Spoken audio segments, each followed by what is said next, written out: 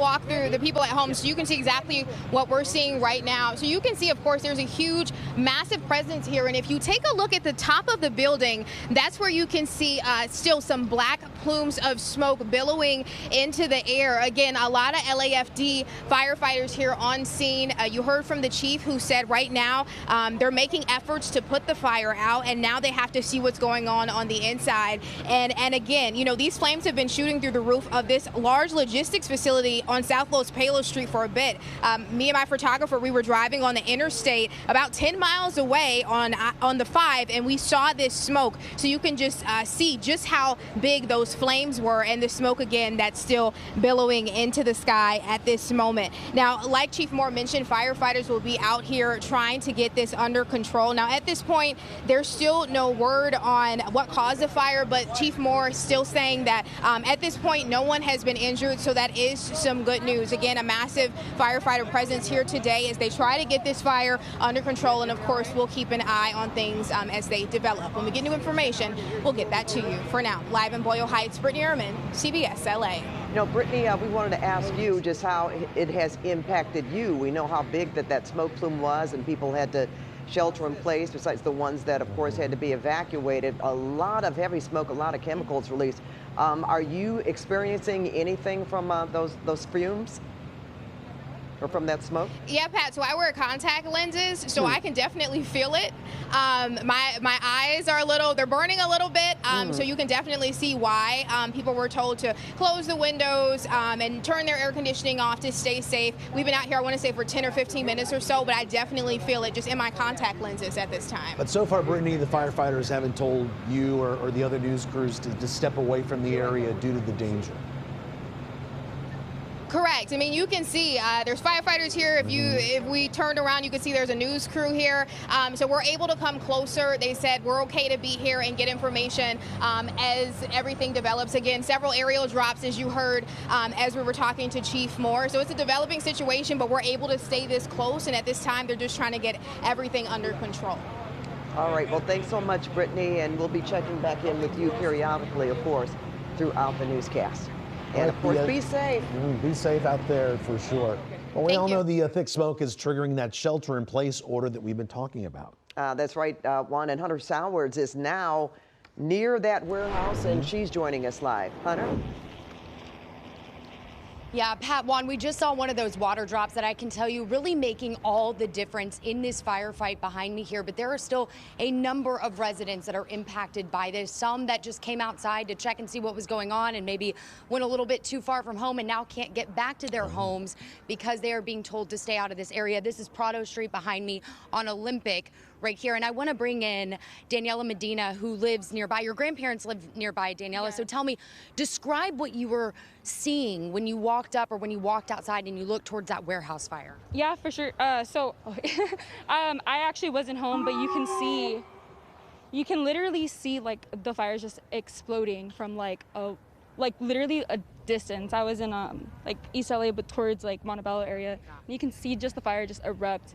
My first instinct was I need to go to my grandparents. I need to make sure that they're safe. But this is just a result of putting commercial buildings in a residential area. Yeah. And I just feel like it was bound to happen. This is not the first time that it happens, actually, with this building. And it's just so sad to see that. And God bless like every man and woman who are out there helping us. But it's just a result of, you know, putting these type of buildings so close. And I just feel so bad that even like the fact that I'm out here with a mask and my grandparents don't want to leave. I mean, obviously it was like an evacuation that was, you know. You're being told you can't go back. What are crews telling you right now? Yeah, so we kind of just came out to see, to make sure if you kind of like look at the smoke, it looks like it's starting to like calm down. Yeah. So thankful for the firefighters, but now we are being told that we cannot go back, which means I don't know how long we're gonna have to stay out this way. Which is confusing, right, when you hear shelter in place. All right, Danielle, we're gonna try to get some information, of course, from authorities for you to kind of see, because you're one of many people here now waiting to see when they can go home. Thank you so much for that that perspective. And guys, as we mentioned, we've kind of watched this ebb and flow over the last 15 or 20 minutes or so. Of course, we know that that black smoke is what you don't want to see. Right now, though, things are lightening up. Anytime you see gray or white, that means they are getting a better handle on it. And it really is because of that water dropping air that we're seeing from above. But driving here, I know we've mentioned this a lot, guys. It was so dark, that plume of smoke just sitting over downtown LA. That really was kind of the surreal thing to see. But then also, as we're here now, watching those water dropping helicopters, it really is so rare over a commercial building, but we're still waiting to hear if that fire is burning inside or if it's just confined there to that roof. You can kind of hear the helicopters above me. I was hoping we were going to get to see another one of those water drops, but for now, we want to show you again residential impact here. A lot of people standing behind us waiting to get back home. We're going to try to get some answers for them on how long they are going to be kept out of these streets right here directly around the perimeter. For now, though, we are live in Boyle Heights. We want to send things back to you. All right, Hunter, thank you. That aerial firefight definitely doing a great job. And we did hear, if Hunter, if you can still hear us, that the fire did not extend to the inside of the building. Correct. Which is good news. All right, let's get to our Luz Delia Caballero also on the scene. Yeah, so from our vantage point, we definitely see that smoke starting to billow once again. We see 2 ladders here, firefighters doing the best they can to try to tame down these flames that are resurfacing once again. And I know you all have that vantage point of the aerial view. A couple of minutes ago when we got here, these flames weren't as high, the smoke wasn't as dark, but again, as we've been seeing over the course of the last several hours, things can change and they can change relatively quickly. We are also noticing that so much water is on this building, obviously, and we can see that water starting to come out of the drains of the building. But of course, that isn't going to stop water drops from happening, and we're going to show you what appears to be a water drop here right there. So that's definitely going to significantly help douse those flames and hopefully help the firefighters that are trying to also stop the flames from resurfacing from the top of these 2 ladders. But this scene, I mean, again, it comes and goes in terms of the dark smoke, the dark plume of smoke.